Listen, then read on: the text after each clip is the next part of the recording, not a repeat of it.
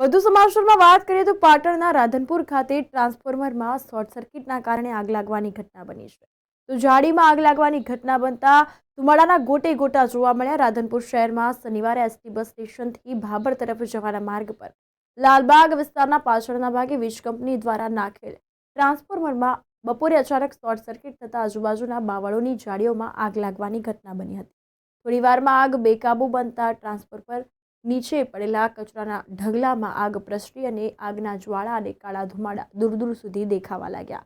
આગને કારણે આસપાસના દુકાનદારોમાં અફરાતફરીનો માહોલ જોવા મળ્યો.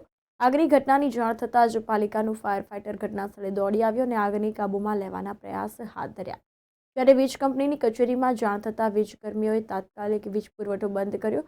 સદનસીબે આગને લઈને કોઈ દુર્ઘટના ન સર્જાતા લોકોએ રાહત અનુભવી છે.